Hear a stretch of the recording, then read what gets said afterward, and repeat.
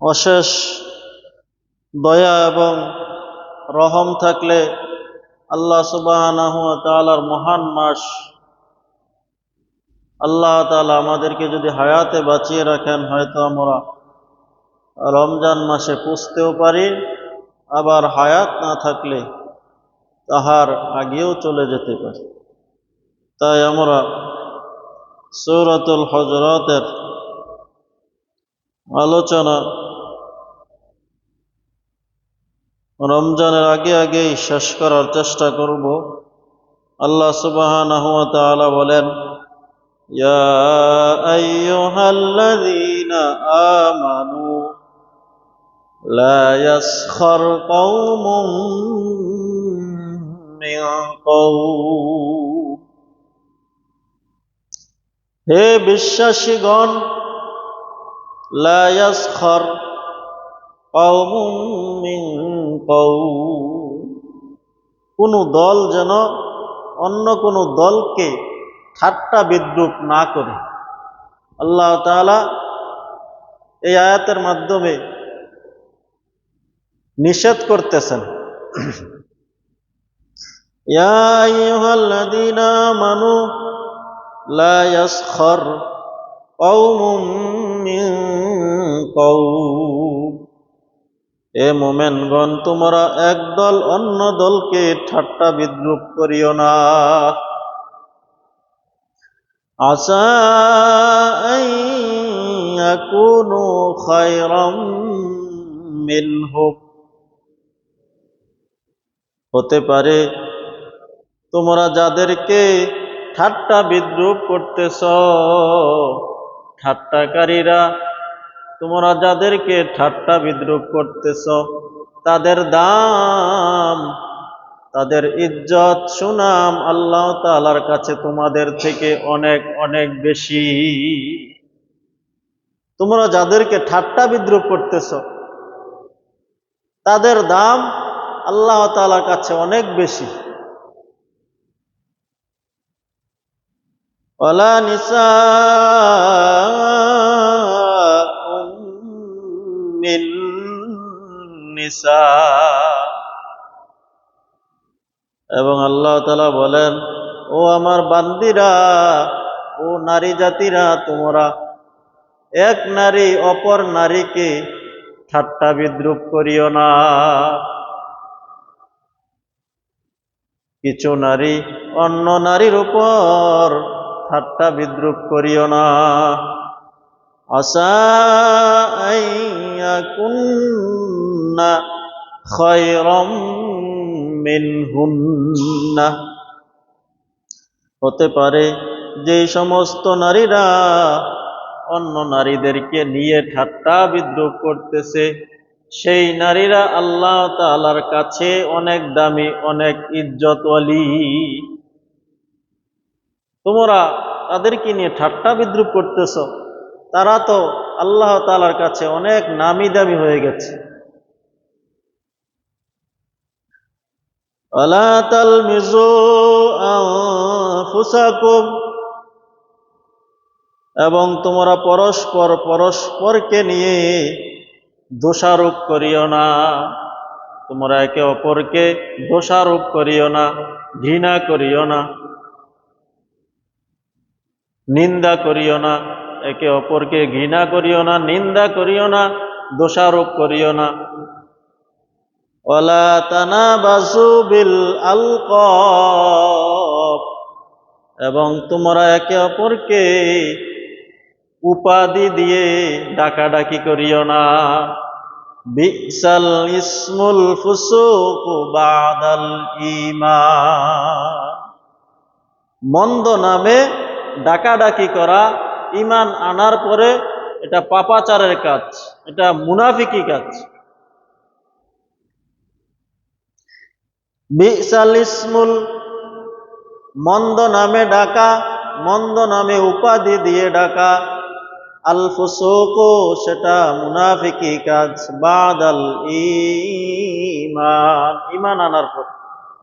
যে ব্যক্তি ঈমান নিয়ে এসেছে, তাকে ঈমান আনার পরে তুমি ইহুদির বাচ্চা বলো, হে ইহুদি, হে খ্রিস্টান, হে হিন্দু, না, ঈমান আনার পরে বলা যাবে না। কেউ চুরি করেছে, চুরি করার পরে তওবা করে ফেলেছে, সে আর জীবনে চুরি করবে না, করেও না চুরি। আপনি তাকে রাস্তাঘাটে দেখা হলে, সাক্ষাৎ হলে আপনি বলেন, এ চোর, হে ডাকাত, হে জিনাখোর, হে মদখোর, হে ঘুষখোর, হে সুদখোর, অথচ সে এই খারাপ কাজগুলো থেকে নিজেকে বাঁচিয়ে রাখতেছে। এগুলো এক সময় করেছে, তওবা করে ফেলেছে, এখন আর করে না। সুতরাং এখন তাকে আর ওই নামে ডাকা যাবে না। বাদাল ঈমান, ঈমান আনার পরে, তওবা করার পরে সেই মন্দ নামে তোমরা তাদেরকে ডাকাডাকি করিও না। ওয়ামান লাম ইয়াতুব ফাউলাইকা হুমুল যালিমুন।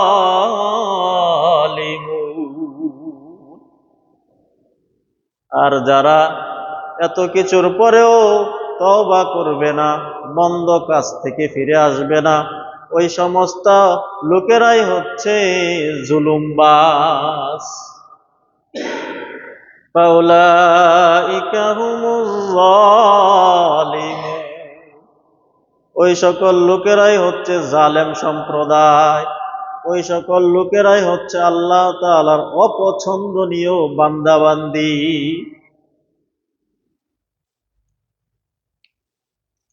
ইয়া আইয়ুহাল্লাযীনা আমানু ইজতানিবু কাসীরাম মিনায-যন্ন ইন্না বা'দায-যন্নি ইসমুন ওয়া লা তাজাসসাসু ওয়া লা ইয়াগতাব বা'দুকুম বা'দা। আল্লাহ সুবহানাহু ওয়া তাআলা আবার মুমিনদেরকে সম্বোধন করে, খেতাব করে বলতেছেন, হে মুমিনগণ, হে বিশ্বাসীরা, তোমরা অধিক ধারণা থেকে নিজেকে বাঁচিয়ে রাখো। কথা বোঝা যাইতেছে? ইয়া আইয়ুহাল্লাযীনা আমানু ইজতানিবু, হে মুমিনগণ, তোমরা পরহেজ করো, নিজেকে বাঁচিয়ে রাখো, পরিত্যাগ করো, বিসর্জন দাও, পরিহার করো, বর্জন করো, কাসীরাম মিনায-যন্ন, অধিক ধারণা থেকে। ইন্না বা'দায-যন্নি ইসমুন,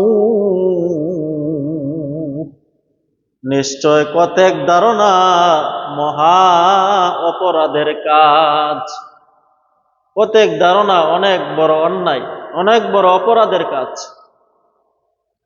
ওয়ালা তাজাসসু, এবং তোমরা একে অপরের ছিদ্রান্বেষণ করিও না, দোষ খুঁজে বেরিও না।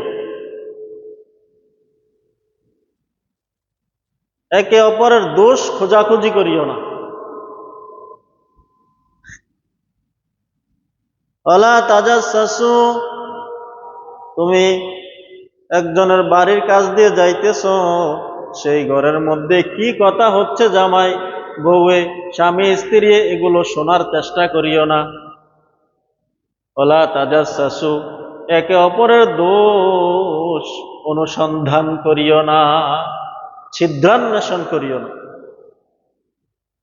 ওয়ালা ইয়াগতাব বা'দুকুম বা'দা, এবং একে অপরের গীবত করিও না, পরস্পরের গীবত করিও না। আইয়ুহিব্বু আহাদুকুম আন ইয়াকুলা লাহমা আখিহি মাইতান ফাকারিহতুমু ওয়াত্তাকুল্লাহ ইন্নাল্লাহা তাওয়াবুর রাহিম। তোমাদের কেউ কি এটা পছন্দ করে যে মৃত ভাইয়ের গোশত খাওয়াকে কেউ কি পছন্দ করে? আইয়ুহিব্বু আহাদুকুম, তোমাদের কেউ কি পছন্দ করে, ভালোবাসে, আইয়াকুলা লাহমা আখিহি মাইতান, মৃত ভাইয়ের গোশত খাওয়াকে? ফাকারিহতুমু, অথচ এটা তোমরা সকলেই অপছন্দ করো। মৃত ভাইয়ের গোশত খাওয়াকে কেউ পছন্দ করে না, তাহলে কেন গীবত করতেছ? গীবত করিও না। ওয়াত্তাকুল্লাহ, এই যে উপরে যে সমস্ত মন্দ কথা, মন্দ কর্মগুলোর কথা আমি আল্লাহ তাআলা তোমাদেরকে জানালাম, সেই সবগুলো মন্দ কাজ থেকে নিজেকে বাঁচিয়ে রাখো। এগুলো থেকে নিজেকে বাঁচিয়ে রাখো, এই সমস্ত মন্দ কাজগুলোকে বর্জন করো, পরিহার করো,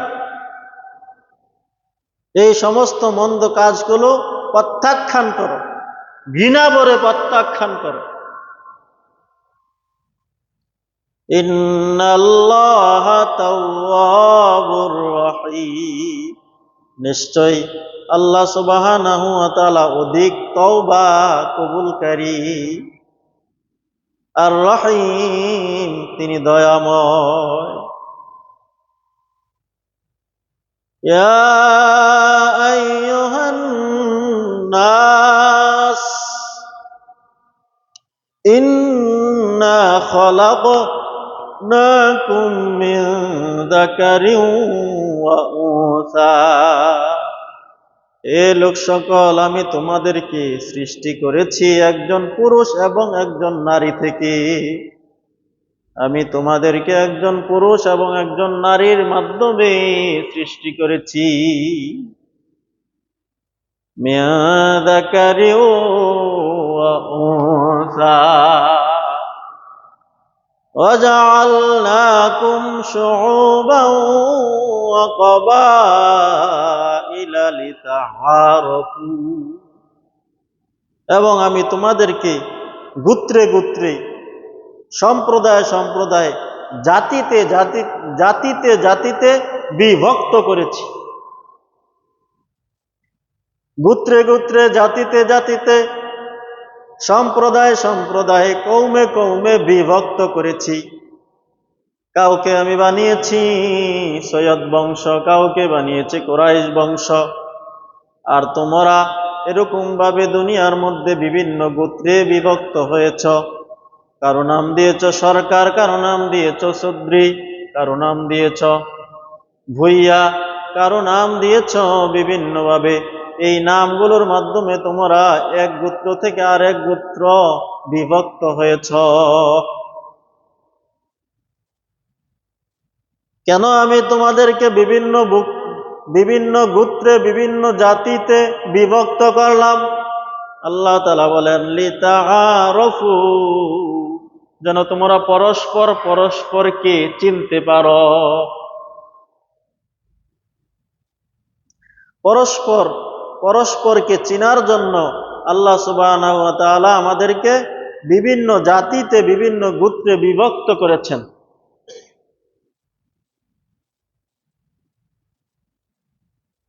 যদি বিভিন্ন গোত্র না হতো, বিভিন্ন সম্প্রদায় না হতো, তাহলে একই নাম যদি দুই তিনটা হয়, তাহলে কিভাবে চিনব?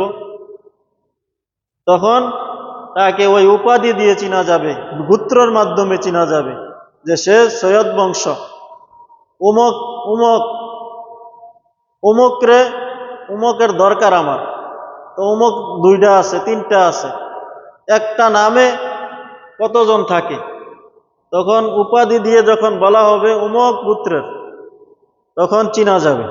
লিতাআরাফু, যেন তোমরা পরস্পর পরস্পরকে চিনতে পারো। ইন্না আকরামাকুম ইনদাল্লাহি আতকাকুম ইন্নাল্লাহা আলীমুন খাবীর। আল্লাহ তাআলা তারপরে আয়াতে বলেন, শেষের অংশে বলেন, নিশ্চয় আল্লাহ তাআলার নিকট, তোমাদের মধ্যে আল্লাহ তাআলার নিকট সেই সম্মানিত যার মধ্যে তাকওয়া আছে। আতকাকুম, তোমাদের মধ্যে যে বেশি তাকওয়াবান, পরহেজগার, খোদাভীরু, আল্লাহকে যে ভয় করে, সেই হচ্ছে আল্লাহ তাআলার নিকট অনেক দামি।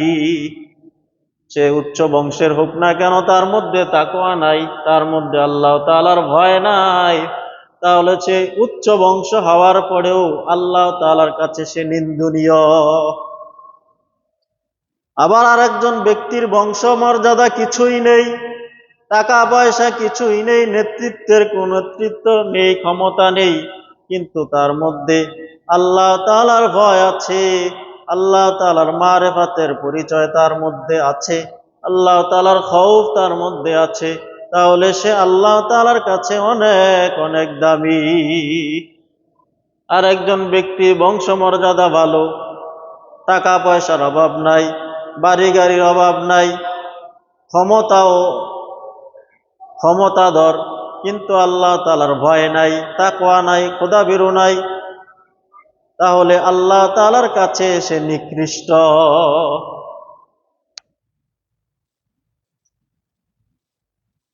ইন্নাল্লাহা আলীমুন খাবীর, নিশ্চয় আল্লাহ তাআলা আলীমুন, সব কিছু জানেন, কে তাকওয়াবান, কে পরহেজগার, খাবীরুন, তিনি তোমাদের সকল কর্ম সম্পর্কে অবহিত, সকল কর্ম সম্পর্কে তিনি খবর রাখেন। ক্বালাতিল আ'রাবু আমান্না, গ্রাম্য লোকেরা আপনার কাছে এসে বলে আমরা ঈমান এনেছি, দেহিতিরা বলে আমরা ঈমান এনেছি। হে নবী, আপনি তাদেরকে বলুন কুল্লাম তুমিনু, হে নবী আপনি তাদেরকে বলেন তোমরা ঈমান আনোনি, ওয়ালাকিন কুলু আসলামনা, বরং তোমরা বলো আমরা আত্মসমর্পণ করলাম, আমরা মুসলমান হলাম। ফালাম্মা ইয়াদখুলিল ঈমানু ফি কুলুবিকুম, এখনো পর্যন্ত তোমাদের মধ্যে ঈমান, তোমাদের অন্তঃকরণের মধ্যে ঈমান প্রবিষ্ট হয়নি, ঢুকেনি। ফালাম্মা ইয়াদখুলিল ঈমানু ফি কুলুবিকুম, তোমাদের কলবের মধ্যে ঈমান এখনো পর্যন্ত প্রবিষ্ট হয়নি। وَإِن تُطِيعُوا اللَّهَ وَرَسُولَهُ لَا يَلِتْكُم مِّنْ أَعْمَالِكُمْ شَيْئًا, যদি তোমাদের মধ্যে তোমরা যদি আল্লাহ তাআলাকে আনুগত্য করো, রাসূলাহু এবং তার রাসূলের আনুগত্য করো, লা ইয়ালিতকুম মিন আ'মালিকুম শাইআ, তাহলে আল্লাহ তাআলা তোমাদের আমল বিন্দু পরিমাণও আমলকে নষ্ট করবেন না, হ্রাস করবেন না, খর্ব করবেন না। লা ইয়ালিতকুম আয় লা ইয়াহলিতকুম, তোমাদের আমলকে ধ্বংস করবেন না, তোমাদের আমলের পরিমাণকে আল্লাহ তাআলা বিন্দু পরিমাণও কমাবেন না। লা ইয়ালিতকুম মিন আ'মালিকুম শাইআ, তোমাদের আমলের পরিমাণ বিন্দু পরিমাণও আল্লাহ তাআলা কমাবেন না, তোমাদের সওয়াবকে হ্রাস করবেন না। ইন্নাল্লাহা গফুরুর রাহিম, নিশ্চয় আল্লাহ তাআলা গফুর, ক্ষমাশীল, রহিম, দয়াময়। ইন্নামাল মুমিনুনা আল্লাযীনা আমানু বিল্লাহি ওয়া রাসূলিহি সুম্মা লাম ইয়ারতাবু, নিশ্চয় যারা ঈমান আনয়ন করেছে, আল্লাযীনা, ইন্নামাল মুমিনুনা, ওই সমস্ত লোকেরাই মুমিন, বিশ্বাসী, আল্লাযীনা আমানু বিল্লাহ, যারা আল্লাহ তাআলার উপর ঈমান এনেছে, ও রাসূলিহি, এবং তার রাসূলের উপর ঈমান এনেছে, সুম্মা লাম ইয়ারতাবু, ঈমান আনার পরে তারা ওই ঈমানের মধ্যে বিন্দু পরিমাণও সংশয় পোষণ করে না, শক করে না, সন্দেহ করে না। ওয়াজাহাদু বিআমওয়ালিহিম ওয়া আনফুসিহিম ফি সাবিলিল্লাহ, এবং তারা ঈমান আনার পরে আল্লাহ এবং তার রাসূলের পথে নিজেদের জান মাল দিয়ে তারা আল্লাহর পথে জিহাদ করে। ওয়াজাহাদু, এবং তারা জিহাদ করে বিআমওয়ালিহিম তাদের ধন সম্পত্তির মাধ্যমে, ও আনফুসিহিম এবং তাদের নিজেদের নফসের মাধ্যমে, নিজেদের স্বশরীরে, ফি সাবিলিল্লাহ আল্লাহর পথে, উলাইকা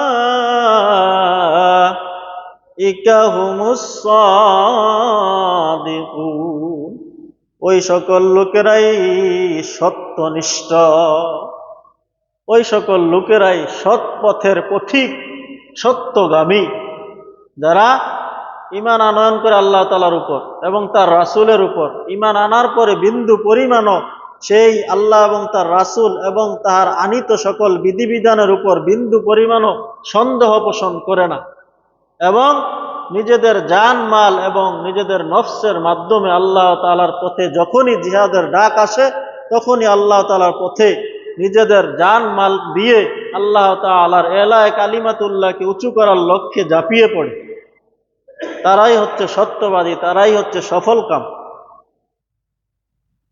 উলাইকা হুমুস সাদিকুন, ওই সকল লোকেরাই হচ্ছে সত্যনিষ্ঠ।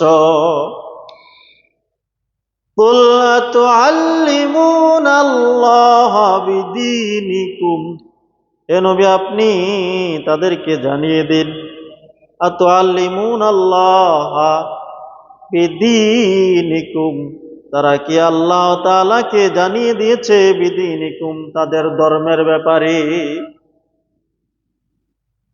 কুল, হে নবী আপনি বলুন, আতুআল্লিমুনাল্লাহ, তোমরা কি আল্লাহ তাআলাকে জানিয়ে দিয়েছ বিদীনিকুম, তোমাদের ধর্মের অবস্থা কেমন, তোমরা ধর্মে কি পরিমাণ দীক্ষিত হয়েছ, ধর্মে তোমাদের কি পরিমাণ স্থান আছে, ধর্মে তোমাদের ওয়েট কতটুকু, সেই বিষয়টাকে তোমরা আল্লাহ তাআলাকে জানিয়ে দিয়েছ। আল্লাহু ইয়ালামু মা ফিস সামাওয়াতি ওয়া মা ফিল আরদ, অবশ্যই অবশ্যই আল্লাহ তাআলা আসমান এবং জমিনের মধ্যে, নবমণ্ডলে যা কিছু আছে, ভূমণ্ডলে যা কিছু আছে, সব কিছুর খবর আল্লাহ তাআলার কাছে আছে। আল্লাহু বিকুল্লি শাইইন আলীম, অবশ্যই অবশ্যই আল্লাহ তাআলা সব কিছু সম্পর্কে সবিশেষ অবহিত। ইয়ামুন্নুনা আলাইকা আন আসলামু, কুল লা তামুন্নু আলাইয়া ইসলামাকুম, বালিল্লাহু ইয়ামুন্নু আলাইকুম আন হাদাকুম লিল ঈমান ইন কুনতুম সাদিকিন। ইয়ামুন্নুনা আলাইকা, তারা মনে করে যে তারা ইসলাম গ্রহণ করে তারা আপনার উপর অনেক অনুগ্রহ করেছে, অনেক কৃপা করেছে। ইয়ামুন্নুনা মান্না ইয়ামুন্নু, দয়া করা, অনুগ্রহ করা, কৃপা করা। আলাইকা, আপনার উপর, আন আসলামু, মুসলমান হয়ে। তারা মনে করে যে তারা মুসলমান হয়ে তারা আপনার উপর অনুগ্রহ করেছে। কিছু কিছু মুসলমান এসে আল্লাহ তাআলার হাবিবকে বলতেছেন, ইয়া রাসূলুল্লাহ, ইয়া হাবিব আল্লাহ, যুদ্ধ বিগ্রহ ছাড়াই আমরা ইসলাম ধর্ম গ্রহণ করেছি, যুদ্ধের প্রয়োজন পড়ে নাই, আমাদেরকে দাওয়াত দেওয়ার প্রয়োজন পড়ে নাই, আমরা এভাবেই ইসলাম ধর্ম গ্রহণ করেছি, মুসলমান হয়েছি। তারা এভাবে আল্লাহ তাআলার হাবিবের কাছে এসে বারবার বলতে লাগলো, ইয়ামুন্নুনা আলাইকা আন আসলামু। আল্লাহ তাআলা আয়াত নাজিল করে আল্লাহ তাআলার হাবিবকে জানিয়ে দিলেন, এ আমার হাবিব, তারা মনে করে তারা ইসলাম ধর্ম গ্রহণ করে তারা আপনার উপর অনুগ্রহ করেছে। কুল লা তামুন্নু আলাইয়া ইসলামাকুম, হে নবী আপনি তাদেরকে জানিয়ে দিন তারা ইসলাম ধর্ম গ্রহণ করে তারা আপনার উপর অনুগ্রহ করেনি। লা তামুন্নু, তারা দয়া করেনি, অনুগ্রহ করেনি, আলাইয়া, আপনার উপর, ইসলামাকুম, ইসলাম ধর্ম গ্রহণ করে, বালিল্লাহু ইয়ামুন্নু আলাইকুম, বরং আমি তাদেরকে দয়া করেছি, অনুগ্রহ করেছি, আন হাদাকুম, হেদায়াত করে, লিল ঈমান, ঈমান নামক মহা দৌলত তাদেরকে দিয়ে, ইসলামে দীক্ষিত করে আমি তাদের উপর বরং অনুগ্রহ করেছি, কৃপা করেছি। ইসলাম ধর্ম গ্রহণ করে তারা আমার উপর অনুগ্রহ করেনি, আপনার উপর অনুগ্রহ করেনি। তারা আপনাকে বারবার বলতেছে, দেখাচ্ছে যে আমরা ইসলাম ধর্ম গ্রহণ করেছি। সুতরাং হে রাসূল, তারা তাদের অন্তর দ্বারা বুঝাইতে চাচ্ছে যে তারা ইসলাম ধর্ম গ্রহণ করে আপনার উপর অনুগ্রহ করেছে, দয়া করেছে। তাহলে ইসলাম ধর্মের যে কোনো কাজ যদি আল্লাহ তাআলা আমার দ্বারা নেন, আপনার দ্বারা নেন, তাহলে এটা বুঝতে হবে আল্লাহ তাআলা আমার উপর অনুগ্রহ করেছেন, আমার উপর দয়া করেছেন, আমার মাধ্যমে ইসলামের একটা কাজ করিয়েছেন। এমন মনে করা যাবে না যে আমি অমুক কাজটা করতে পেরেছি, সুতরাং আমি ইসলামরে অনেক শক্তিশালী করেছি, ইসলামকে বিজয়ী করে দিয়েছি। এই ধারণা যখন আসবে তখন আল্লাহ তাআলার কৃপা, দয়া, অনুগ্রহ আপনার থেকে উঠিয়ে নিবেন। এই আয়াতের হচ্ছে এই বিষয়ের দলিল। সুতরাং আমাদের মধ্যে অনেকে বিভিন্ন কাজ করে হুডামগিরি করতে থাকে। আমি একটা মসজিদ দিয়েছি, আমি মসজিদে এরকমভাবে একটা মাদ্রাসা দিয়েছি, আমি একটা মাহফিল করিয়েছি, এরকমভাবে তার অন্তরের মধ্যে একটা ভাব আসে। এই ভাবটা যেন না আসে, আল্লাহ তাআলা এই আয়াত থেকে শিক্ষা দিতেছেন। মসজিদে 10,000 টাকা দান করে সে এমন ভাব দেখা, হ্যাঁ ইমাম সাহেব আমার জন্য দোয়াটা করলো না, আমার নামটা বললো না। তুমি তো দান করেছ, তোমার সওয়াব হয়েছে, তুমি দান করার কারণে, দান করতে পারার কারণে আল্লাহ তাআলা তোমার উপর অনুগ্রহ করেছেন। তুমি যে দান করতে পেরেছ, এটা আল্লাহ তাআলার অনেক বড় দয়া, অনেক বড় মেহেরবানি। এটা তোমার কোনো কৃতিত্ব নয়, এটা আল্লাহ তাআলার কৃতিত্ব। সুতরাং তুমি 10,000 টাকা দান করে মসজিদে হুডামগিরি করতে লাগলে, হ্যাঁ আমি 10,000 টাকা, 20,000 টাকা দান করলাম, ইমাম সাহেব আমার নামটা বললো না। তাহলে এই আয়াত থেকে আল্লাহ তাআলা আমাদেরকে শিক্ষা দিলেন, না, উডামগিরি করার ধর্ম ইসলাম নয়।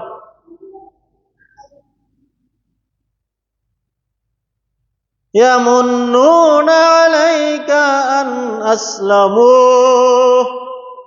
কুল লা তামুন্নু আলাইয়া ইসলামাকুম, এ নবী আপনি তাদেরকে বলে দিন, লা তামুন্নু আলাইয়া, তোমরা আমার উপর কোনো অনুগ্রহ করে নাই ইসলামাকুম, ইসলাম ধর্ম গ্রহণ করে,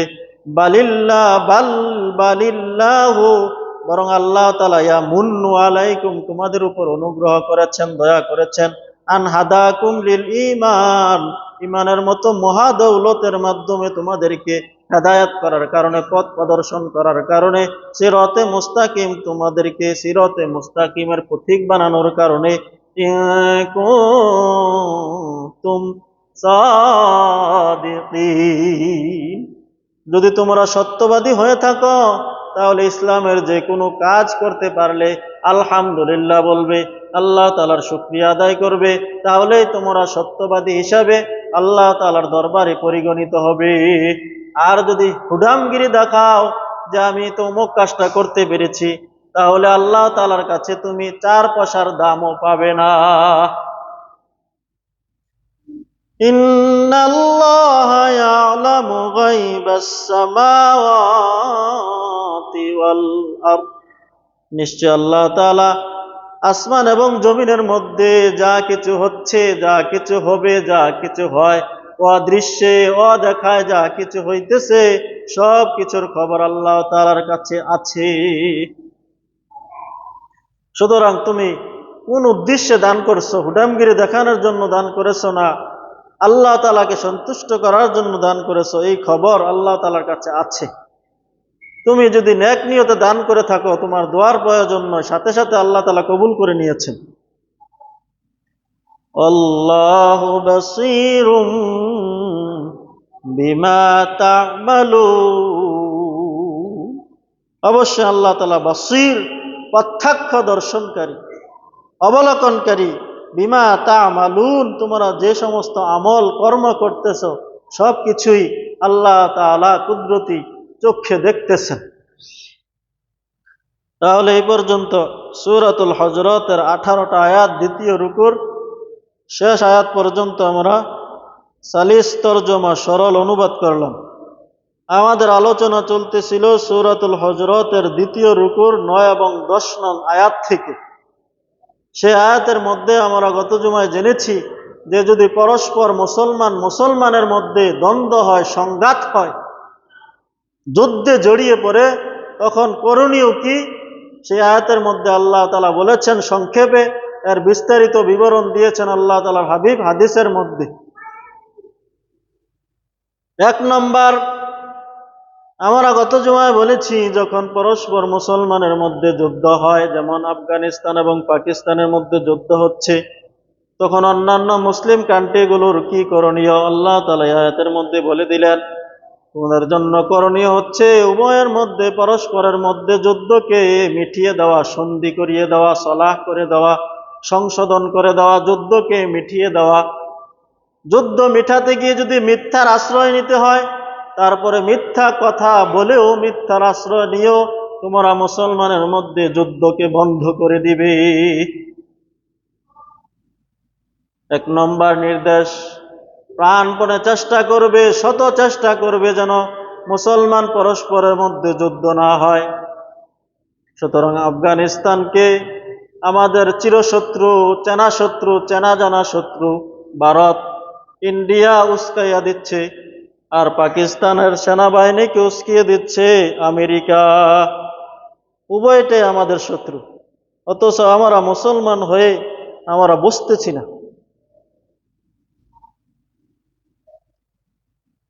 মুসলমান ভাইয়েরা আমার 2 নম্বর হচ্ছে, যদি মুসলমান পরস্পরের মধ্যে সংঘাত লেগেই থাকে, শত চেষ্টা করার পরেও যদি বন্ধ না হয়, যারা বাড়াবাড়ি করে, মিথ্যার উপর থেকেই বাড়াবাড়ি করে, সীমা লঙ্ঘন করে, যারা সত্যের উপর আছে, বাকি মুসলমানেরা ওই সত্যের পক্ষ অবলম্বন করবে।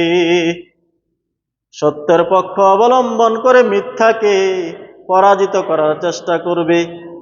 মিথ্যা যতক্ষণ পর্যন্ত বলবৎভাবে সংঘাতে জড়িয়ে থাকবে, ততক্ষণ পর্যন্ত সত্যরা ওই মিথ্যার উপর ঝাঁপাইয়া পড়বে, যে যুদ্ধে লিপ্ত হয়ে থাকবে।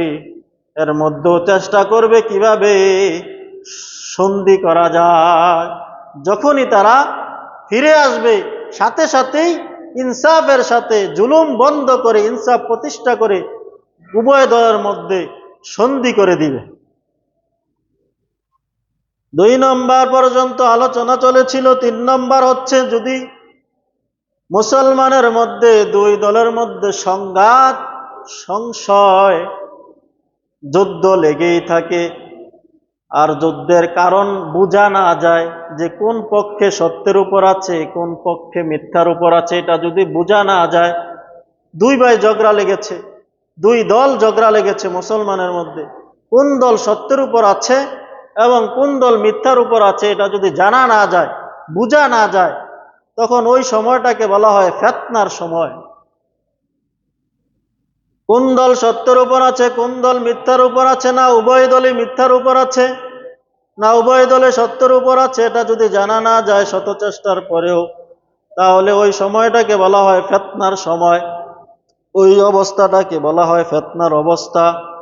ওই সময় কি করবে সেটা আল্লাহ তাআলার হাবিব বলে দিলেন, যে ওই সময় তোমরা কোনো পক্ষ অবলম্বন করবে না, ওই সময় কোনো পক্ষ অবলম্বন করবে না, বরং ওই সময় তোমরা প্রত্যেকে নিজ নিজ ঘরে বসে থাকবে আর দোয়া করবে যেন এই সংঘাত আল্লাহ তাআলা বন্ধ করে দেয়। তুমি যদি কোনো পক্ষ অবলম্বন করো, তোমার তো জানা নেই কোন দল সত্যের উপর আছে, কোন দল মিথ্যার উপর আছে, না উভয় দলই মিথ্যার উপর আছে। এই জন্য আল্লাহ তাআলার হাবিবের নির্দেশ এবং ফতোয়া হচ্ছে, ওই সময় তুমি ঘরে অবস্থান করো, ঘর থেকে বের হইও না, কেননা ওই সময়টা হচ্ছে ফিতনার সময়। ওই সময় কোনো পক্ষ অবলম্বন করবে না। আল্লাহ সুবহানাহু ওয়া তাআলার কাছে ঘরে থেকে দোয়া করতে থাকবে, আল্লাহ তাআলা যেন উভয় দলের মধ্যে সন্ধি করে দেন। তাহলে আমরা যদি কোনো পক্ষ অবলম্বন করি তাহলে সত্য যেটা যেই পক্ষে থাকে সেই পক্ষেরই অবলম্বন করতে হবে। সেই সত্যের পক্ষ আমার দলের না হলেও সত্যের পক্ষেই অবলম্বন করতে হবে। আমার গোত্রের না হলেও, আমার ভাষার না হলেও, আমার দেশের না হলেও, আমার দলের না হলেও, আমার রূপের না হলেও, আমার রঙের না হলেও সেই পক্ষই অবলম্বন করতে হবে যেই পক্ষ সত্যের উপর আছে। সুতরাং মুসলমান ভাইয়েরা আমার, আমাদের দেশেও দেখা যায় দুই দল ঝগড়া লাগে, বিএনপি আওয়ামী লীগ ঝগড়া লাগে, আদৌ পর্যন্ত বোঝা যায় না কোন দল সত্যের উপর আছে কোন দল মিথ্যার উপর আছে। সুতরাং সেই অবস্থায় করণীয় কি? আপনারাই ফতোয়া দিয়ে দেন। সুতরাং মুসলমান ভাইয়েরা আমার, আমরা বলতেছিলাম যে সত্যের উপর পক্ষ অবলম্বন করতে হবে। বদরের যুদ্ধে আল্লাহ তাআলার হাবিব 313 জন সাহাবীদেরকে নিয়ে যুদ্ধে ঝাঁপিয়ে পড়লেন। দেখা গেল ওই বদরের যুদ্ধের মধ্যে যারা বিপক্ষের দল, যারা কুফরি দল, যারা শিরকের দল, যারা মিথ্যার দল, ওই দলের মধ্যে দেখা গেল যারা সত্যের দল আছে সত্য দলের বিপক্ষে যারা মিথ্যার দল, ওই মিথ্যার দলের মধ্যে দেখা গেল কেউ কারো ভাই, কেউ কারো পিতা, কেউ কারো আপনজন, কেউ কারো চাচা, কিন্তু সত্যের পক্ষে অবলম্বন করে মিথ্যাকে পদদলিত করতে হবে, মিথ্যাকে ধ্বংস করতে হবে। এই জন্য দেখা গেল যে মিথ্যা সামনে এসেছে, যে সামনে আসলো তলোয়ারের মুখামুখি হয়ে গেল, সে তো আমার বাবা, সে তো আমার ভাই, সে তো আমার আপনজন, কিন্তু তারা তখন আপনজনের পক্ষ অবলম্বন করে নাই, আপনজন দেখে নাই, সে কুফর, সে মিথ্যা। সুতরাং সাথে সাথে তার গলাকে, তার মাথাকে শরীর থেকে আলাদা করে দিয়েছে। আমাদের দ্বারা কি এটা সম্ভব হবে? সামান্য বিষয়ে আমরা স্বজন প্রীতি করি, পক্ষ অবলম্বন করি। বড় বড় আলেম দেখা যায় মসজিদে ইমাম খতিবের ইন্টারভিউ হবে, যাদেরকে পরীক্ষক আনা হলো তাদের মাদ্রাসার ছাত্র ভালো না, 10 নম্বরও হতে পারে না, কি করে? পক্ষ অবলম্বন করে তাকে 1 নাম্বার বানিয়ে দেয়। তাহলে বড় একজন আলেম হওয়ার পরেও আপনি এখানেও ইনসাফ করতে পারলেন না, ইনসাফ প্রতিষ্ঠা করতে পারলেন না, আপনার ছাত্র 1 নম্বর হয় না, তারপরেও আপনি আপনার ছাত্রকে 1 নম্বর বানিয়ে ওই মসজিদের ইমাম খতিবের পদে আসীন করে দিলেন।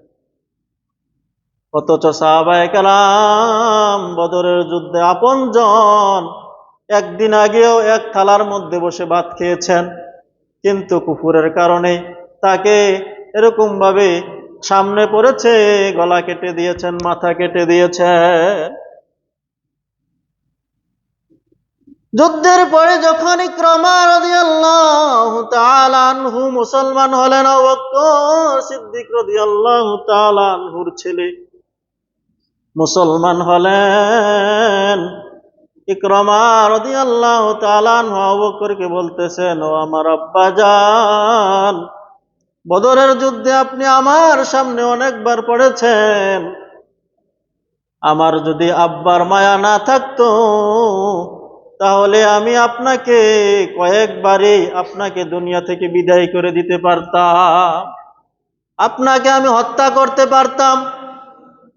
আবু বকর সিদ্দিক রাদিয়াল্লাহু তাআলা আনহু বললেন, এ আমার প্রিয় বৎস ইকরামা, যদি তুমি আমার সামনে একবারও পড়তে তাহলে আমি দেখতাম না তুমি আমার ছেলে না অন্য কিছু, আমি সাথে সাথে কুফুরের কারণে তোমার মাথাটাকে গলা থেকে নামিয়ে দিতাম। সুবহানাল্লাহ। এই হচ্ছে ইনসাফ, এই হচ্ছে সত্য, এই হচ্ছে ইসলাম।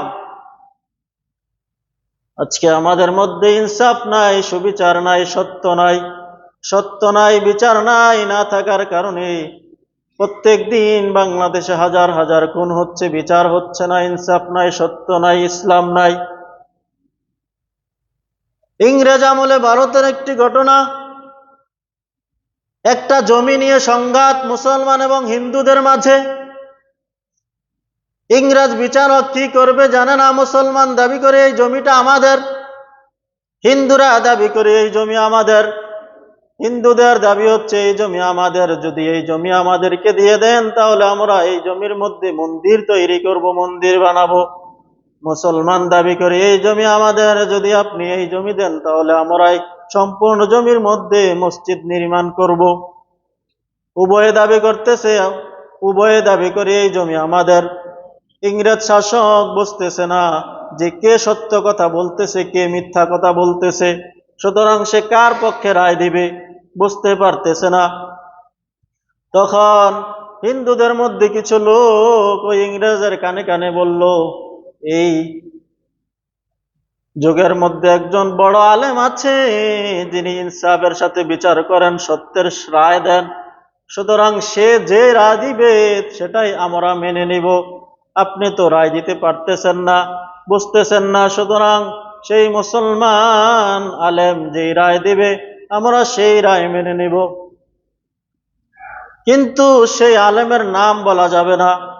সুতরাং ইংরেজ শাসক নির্দিষ্ট দিনের তারিখ দিলেন যে অমুক তারিখে তোমাদের এই জমির রায় দেওয়া হবে।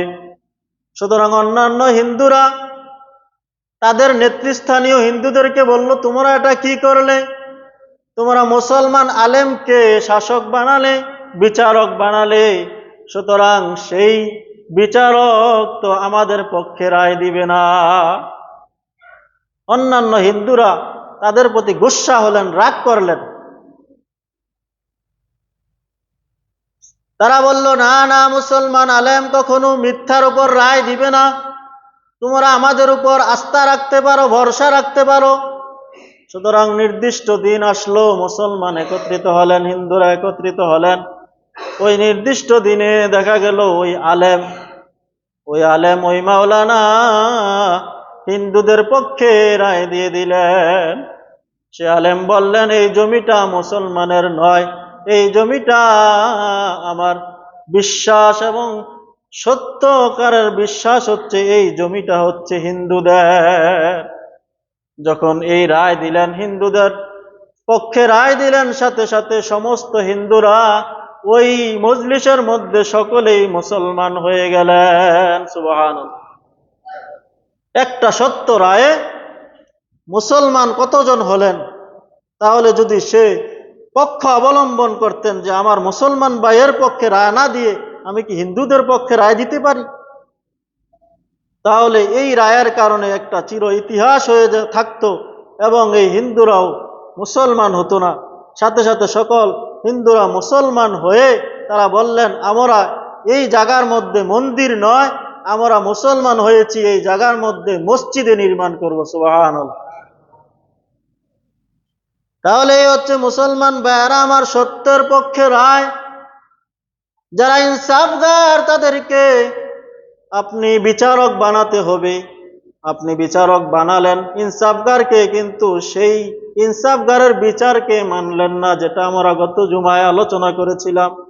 এজন্য মুসলমান ভাইরা আমার, আল্লাহ সুবহানাহু ওয়া তাআলা সূরাতুল হুজুরাতের মধ্যে জানিয়ে দিলেন যে যখন ফিতনার সময় এসে যাবে তখন তোমরা কোনো পক্ষ অবলম্বন করবে না। তখন সত্য মিথ্যা না জানার কারণে তোমরা ঘরে বসে বসে উভয় দলের সন্ধির জন্য দোয়া করতে থাকবে। এই পর্যন্ত ছিল আল্লাহ সুবহানাহু ওয়া তাআলা সূরা হুজুরাতের 10 নং আয়াত প্রথম রুকুর ব্যাখ্যা। তারপরে আল্লাহ তাআলা সূরা হুজুরাতের দ্বিতীয় রুকুর মধ্যে এমন অনেক অনেক মন্দ কর্মের সম্পর্কে আলোচনা করেছেন, যেই মন্দ কাজগুলোর মাধ্যমে মুসলমান পরস্পরের মধ্যে ঝগড়া সৃষ্টি হয়, দ্বন্দ্ব সংঘাত তৈরি হয়, কাটাকাটি মারামারি হয়, যেই কর্মগুলোর কারণে, সেই কর্মগুলোকে আল্লাহ তাআলা সূরা হুজুরাতের দ্বিতীয় রুকুর মধ্যে আলোচনা করেছেন। তাহলে প্রথম রুকু এবং দ্বিতীয় রুকুর মধ্যে মুনাসাবাত সম্পর্ক হচ্ছে, প্রথম রুকুর শেষে আল্লাহ তাআলা বলেছেন মুসলমান পরস্পরের মধ্যে যদি ঝগড়া হয় তাহলে 3টা উপায়ে সেই ঝগড়াকে সন্ধি করে দেওয়া, সলাহ করে দেওয়া। আর সেই ঝগড়ার কারণ কেন ঝগড়া হবে, কেন ঝগড়া হয় মুসলমান পরস্পরের মধ্যে, সেই ঝগড়াগুলোর কারণ আল্লাহ তাআলা সূরা হুজরাতের 2য় রুকুর মধ্যে আলোচনা করেছেন আর বলেছেন তোমরা সেই কারণগুলো থেকে নিজেরা সকলে বেঁচে থাকবে, সেগুলো থেকে নিজেরা পরহেজ করবে, নিজেদেরকে বাঁচিয়ে রাখবে, ওই কাজগুলো বর্জন করবে, পরিহার করবে, বিসর্জন দিবে। সেই কাজগুলো কি? 1 নম্বরে আল্লাহ তাআলা বলেন ইয়া আইয়ুহাল্লাযীনা আমানু, আল্লাহ সুবহানাহু ওয়া তাআলা আমাদের সকলকে সত্যের পক্ষ অবলম্বন করার তৌফিক দান করুন, সকলে বলি আমিন। মুসলমান ভাইয়েরা কি আছেন? আল্লাহ সুবহানাহু ওয়া তাআলার ঘরে প্রত্যেক জুমায় আপনারা দান করেন। আমাদের সকলের আশা হচ্ছে আল্লাহ তাআলার ঘর 2য় তালার কাজটা যেন আমরা ধরতে পারি, সেজন্য লক্ষ লক্ষ টাকার প্রয়োজন। সুতরাং মুসলমান ভাইয়েরা আমার, আপনারা মসজিদের শুরু থেকেই জান প্রাণ দিয়ে চেষ্টা করে, নিজেদের জান দিয়ে, নিজেদের মাল দিয়ে, নিজেদের বুদ্ধি দিয়ে, সর্বস্ব বিলিয়ে আল্লাহ সুবহানাহু ওয়া তাআলার জমিনে আল্লাহ তাআলার একটি ঘরকে প্রতিষ্ঠিত করেছেন। সুতরাং সেই ঘরের 2 তলার কাজ ইনশাআল্লাহ শুরু করা হবে, সেজন্য লক্ষ লক্ষ টাকার প্রয়োজন। আল্লাহ তাআলার কোন বান্দা আছেন আজকের জুমায় আল্লাহ তাআলার ঘর নির্মাণের কাজে 500 টাকা, 1000 টাকা দান করার? ও আমার মুসলমান ভাইয়েরা কে আছেন? মনটাকে একটু নরম করি। আলহামদুলিল্লাহ, মাশাআল্লাহ, মারহাবা। আমার এক যুবক ভাই রাশিদুল ভাই উমরা যাওয়ার নিয়ত করেছেন। আল্লাহ তাআলা তোমার এই বান্দা আমার যুবক ভাইকে তুমি কবুল আর মঞ্জুর করে নাও। আল্লাহ তার উমরার সকল বিষয়কে তুমি সহজ করে দাও, সকলে বলি আমিন। আল্লাহ উমরা যাওয়ার বিষয়টাকে তুমি আল্লাহ সহজ করে দাও। আল্লাহ তুমি তোমার এই যুবক বান্দার উমরাকে কবুল আর মঞ্জুর করে নাও, সকলে বলি আমিন।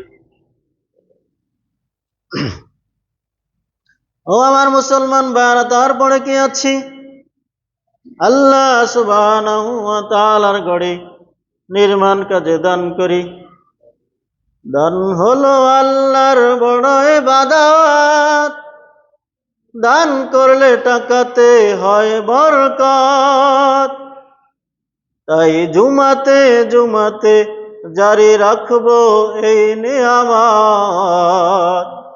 ও আমার মুসলমান ভাইরা কে আছেন? তারপরে আল্লাহ তাআলার ঘরে